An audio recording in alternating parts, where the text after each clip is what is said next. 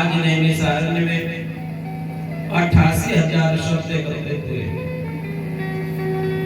और 88,000 शब्द जब एकत्रित हुए, जब संत कहीं एकत्रित होते हैं तो वह संसारिक बातें नहीं करते, वो संसार के सुख की बात करते हैं।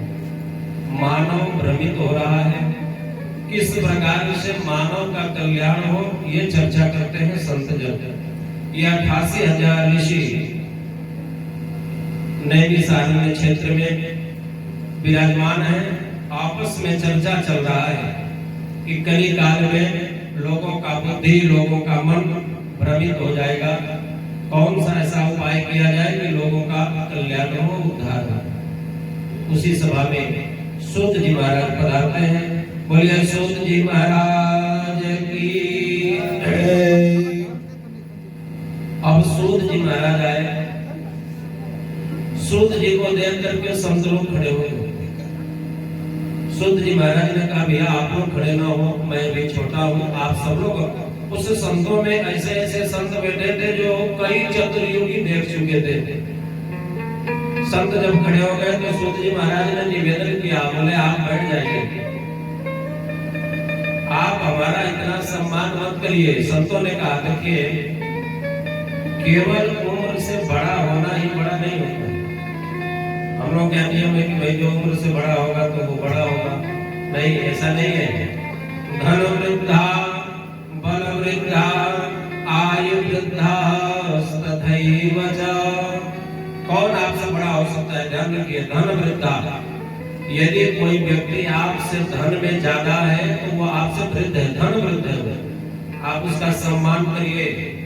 बल वृद्धा, अगर कोई व्यक्ति बलवान है तो आपसे बलवान है तो उसके बल की आप सम्मान करें।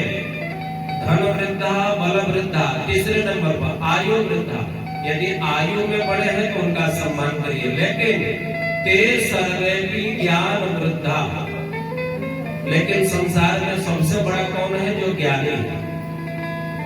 तो ते सर्वे की ज्ञान वृद्धा, किंकरा शिष्य किंकरा। संतों ने कहा आप तो ज्ञानी हैं, आप हम सबसे बड़े हैं, इसलिए हम सब लोग आपका सम्मान करते हैं।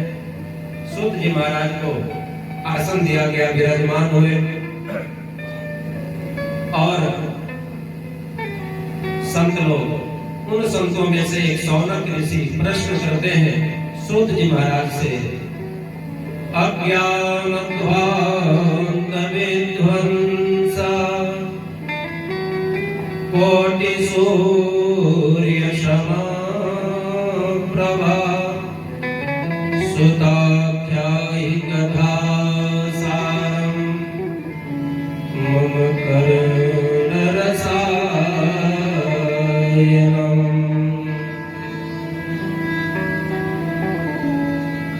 कहते हैं हे सूत जी महाराज, अज्ञान ध्वंस विध्वंसा कोटि सूर्य सम प्रभा।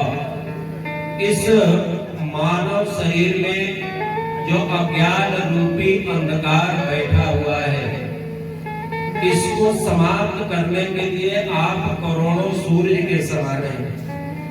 इसलिए आप कृपा करके सुताख्यायि कथा सारम मम कर्ण रसायनम, आप इस प्रकार का कोई कथा करिए जो हमारे कानों को अच्छा लगे। सूत जी महाराज कहते हैं, सौनकादि ऋषि सूत जी महाराज से कहते हैं कि हम लोगों के मन में अज्ञान का घोर अंधकार छुपा हुआ है।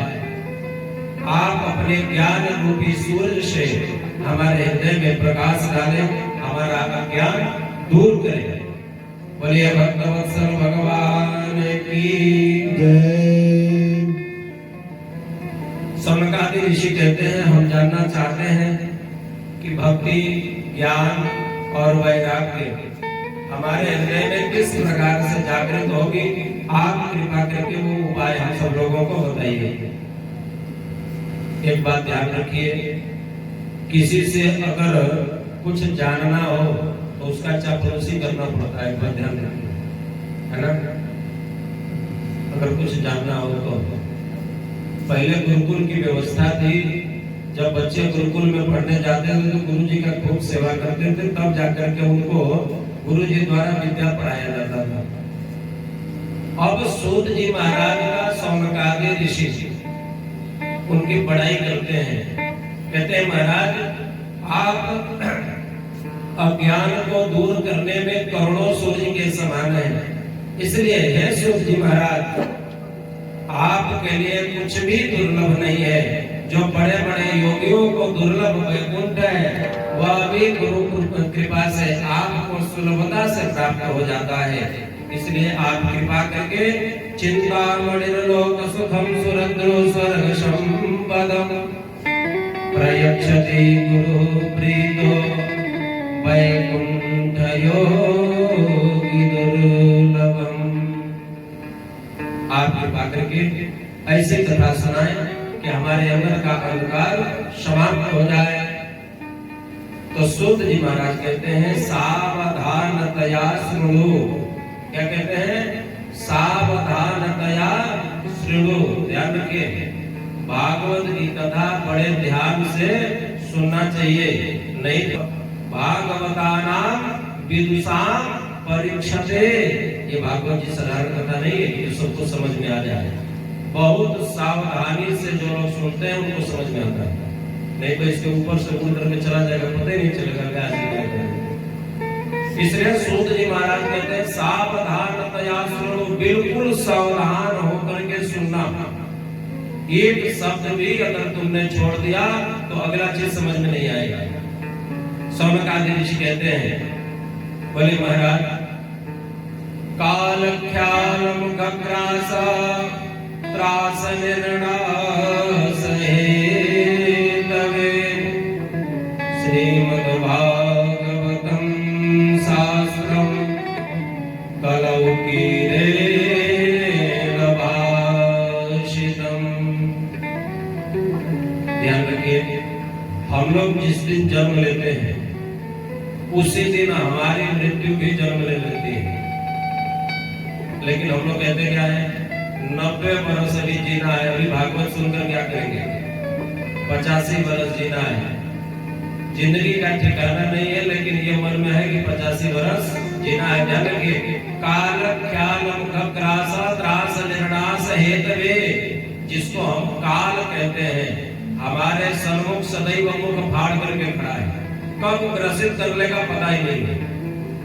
इसलिए ये ध्यान नहीं रखना चाहिए कि 85 हो जाएंगे तब भागवत सुनेंगे, या 85 की हो जाएंगे तब जाकर के तीर्थ व्रत करेंगे। जब अवसर प्राप्त हो तब भागवत जी सुन लेना चाहिए, पूजन पाठ अर्चन कर लेना चाहिए, तीर्थ व्रत आदि कर लेना चाहिए। बहुत लोगों के मन में है कि 50 साल का हो जाए तब एकादशी व्रत चालू, तब तक शुगर बीपी हाइपरटेंशन सब बढ़ जाएगा, क्या एकादशी करेंगे आप? इसका भी कोई उम्र निर्धारित थोड़ा है व्रत करने का। हम तो व्रत करते हैं, अभी 50 साल नहीं लगा है, तो ऐसा थोड़ा है हम नरक में चले जाएंगे और जो 50 में चालू करेंगे वो स्वर्ग में जाएंगे। कोई उम्र नहीं है। जब इच्छा हो व्रत प्रारंभ करिए, जब इच्छा हो भागवत जी सुन लीजिए, जब इच्छा हो तीर्थ कर लीजिए, जब इच्छा हो घर में अनुष्ठान करिए। नहीं तो काल ख्याल ग्रास त्रास निर्णास हेतवे।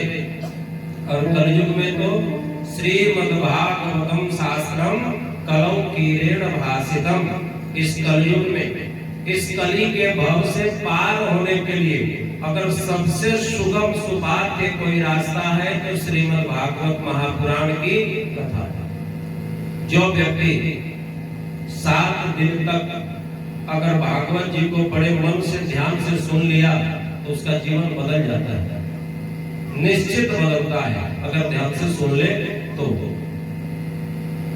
आज प्रथम दिवस की कथा है, इसकी इतनी बड़ी महिमा है कि सूत जी महाराज सौनकादि ऋषियों से कहते हैं कि भागवत जी की कितनी बड़ी महिमा बताऊं कि जब परीक्षित जी महाराज को सुखदेव जी महाराज जब कथा सुना रहे थे तो देवता लोग अमृत का कलश लेकर के चले गए और क्या कहते हैं, सुधा कुंभम गृहीत्वैव देवास तत्र समागमन। अमृत का कलश लेकर के देवता लोग आ गए और सुखदेव जी महाराज से क्या कहते हैं, बोले एक काम करिए,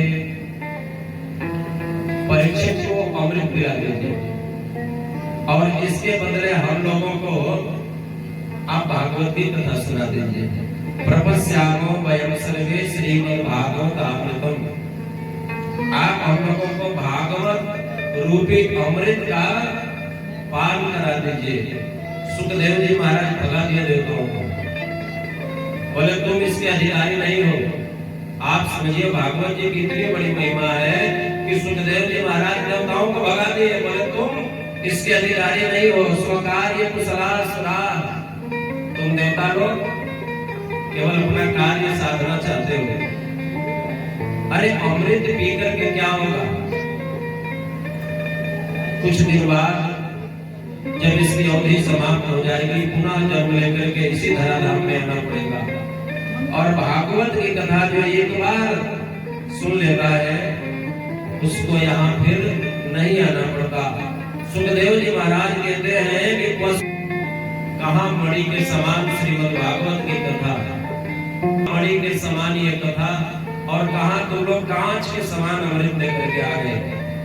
भागवत की तुलना, अमृत की तुलना भागवत से नहीं हो सकती, इसलिए मैं ये भागवत की कथा तुम लोगों को नहीं सुना सकता। और क्या कहते हैं? अभक्तास्तास्य विद्याय न ददौष कथामृतम श्रीमद्भागवती वार्ता सुराणामपि दुर्लभा। एक बात ध्यान रखिए, सूत जी महाराज कहते हैं सुखदेव जी महाराज ने देवताओं से कहा अभक्तास्तास्य विद्याय न ददौष कथामृतम। ये कथा सबको सुनाना भी नहीं चाहिए। जो अभक्त हो, जो भगवान को नहीं मानता हो, जो ब्राह्मण और देवताओं को अपमानित करता हो, जो बड़े बुजुर्गों का सेवा सत्कार इत्यादि न करता हो, उसको अभक्त कहा जाता है। ऐसे लोगों को भागवत सुनाना भी हमारे शास्त्र में वर्जित कहा गया है। अभक्तास्तास्य विद्याय न ददौष कथामृतम श्रीमद्भागवती वार्ता सुराणामपि दुर्लभम। ये देवताओं को भी दुर्लभ है। देवता लोग भागे भागे ब्रह्मा जी के पास गए। ब्रह्मा जी से देवता लोग कहते हैं सुखदेव जी ने हमारा अपमान किया है। हम लोग अमृत का कलश लेकर के गए थे और हम लोगों ने कहा कि परीक्षित को अमृत का कलश, अमृत पान करा दीजिए और उसके बदले हम लोगों को भागवत की कथा सुना दीजिए। लेकिन सुखदेव जी हम लोगों को कथा नहीं सुनाई। ब्रह्मा जी ने कहा ठीक है, अभी चेक कर लेते हैं। तराजू के एक पलड़े पर अमृत का कलश रख दिया गया और दूसरे पलड़े पर भागवत सुनने की जो महिमा थी उसको रख दी गई। अमृत का कलश ऊपर चला गया और भागवत सुनने की जो महिमा थी वो नीचे चली गई। तो नीचे कौन जाता है? लघुन्यान्यानि जातानि गौरवेण इदं महत् तदा ऋषिगणाः सर्वे विस्मयं परमं ययो। सभी देवता लोग ब्रह्मा जी विस्मित हो गए। यानी भागवत की इतनी बड़ी महिमा है कि इसके तुलना में अमृत भी हल्का पड़ जाता है, अमृत भी छोटा पड़ जाता है। सूत जी महाराज सौनकादि ऋषियों से कहते हैं कि देवता बड़े निराश हुए। ऋषियों ने सूत जी से प्रश्न किया, महाराज जी भागवत 7 दिन में सुनने का विधान किसने प्रारंभ किया? आपको बताएं ये भागवत पहले 7 दिन में नहीं होता था। ये जो सूत जी सौनकादि ऋषियों को सुनाई ये 7 दिन नहीं, 1000 वर्ष कथा चला था। 1 2 दिन 5 दिन 10 दिन नहीं। तो सौनकादि ऋषि सूत जी से कहते हैं कि 7 दिन वाली व्यवस्था कब से प्रारंभ हुई? तो सूत जी महाराज कहते हैं एकदा हि विशालायां चत्वारो ऋषयो मता सत्संगार्थं समायागा ददृशुस्तत्र नारदम्। एक बार बद्रिकाश्रम में, जिसको विशाला क्षेत्र कहा जाता है, चत्वारि ऋषयो, 4 ऋषि, 4 कौन? सनत, सनंदन, सनातन और शरद कुमार चारों भाई बैठे थे। इन चारों भाइयों का जीवन बड़ा विचित्र था। इनका जीवन ही कथामय था। कथा मात्रैक जीविनः। ये अपने जीवन में इनका केवल एक भाई कथा करे, 3 भाई सुन ले, एक भाई कथा करे, 3 भाई सुन ले। इनका जीवन ही भगवान के कथामय था।